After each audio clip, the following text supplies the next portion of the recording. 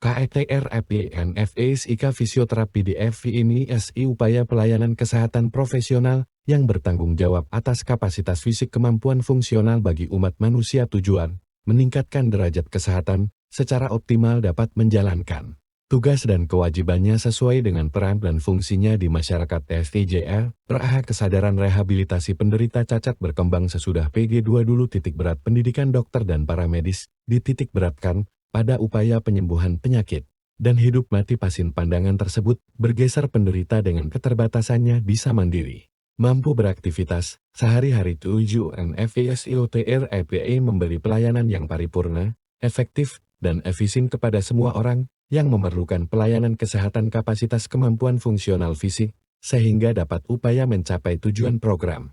Fisioterapi memberi kesempatan kepada semua fisioterapis untuk mengembangkan tingkat kemampuan profesionalnya. Tujuan fisioterapi lanjutan melibatkan pasien clear dalam perencanaan dan pelaksanaan pelayanan fisioterapi. Keterlibatan keluarga dan masyarakat lingkungannya perlu diperhitungkan dalam upaya mencapai tujuan program fisioterapi, memelihara hubungan kerja yang baik dengan semua anggota tim kesehatan terkait, menciptakan iklim yang menunjang proses belajar mengajar dalam kegiatan pendidikan bimbingan bagi perkembangan para calon fisioterapis, falsafah dalam melaksanakan fisioterapi. Fisioterapis berkeyakinan bahwa manusia adalah makhluk biospikososial kultural spiritual yang mempunyai kapasitas kemampuan fungsional fisik sesuai dengan tumbuh kembangnya dan memiliki kebutuhan untuk melakukan aktivitas hidupnya sesuai dengan peran dan fungsinya. Kebutuhan ini selalu menjadi fokus perhatian intervensi pelayanan fisioterapi.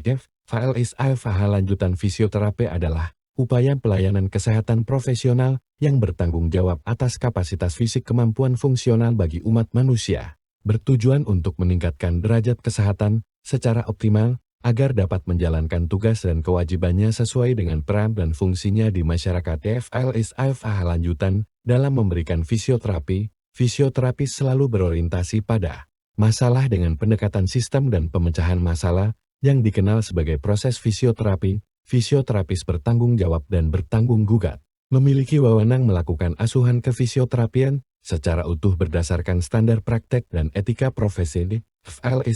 Lanjutan pendidikan fisioterapi berkelanjutan harus dilaksanakan secara terus-menerus untuk pertumbuhan dan perkembangan individu fisioterapis. Pelayanan fisioterapi ditujukan kepada semua orang yang membutuhkan dengan tidak membedakan bangsa, suku, agama, kepercayaan, dan statusnya. Di setiap tempat pelayanan fisioterapi, legislasi fisioterapi untuk menjaga mutu pelayanan fisioterapi perlu dibuat legislasi fisioterapi yang harus menjamin perlindungan hukum terhadap pelayanan fisioterapi, baik bagi fisioterapi maupun pasien klien, harus membina, membimbing dan mendorong pengembangan kemampuan fisioterapi, harus menciptakan ketertiban dan keamanan terhadap pelaksanaan pelayanan fisioterapi. Paradigma fisioterapi gerak kapasitas. Gerak adalah elemen esensial bagi kesehatan seutuhnya. Gerak tergantung dari integritas dan koordinasi dari setiap level berjenjang pada tubuh, dan dipengaruhi faktor-faktor internal maupun eksternal.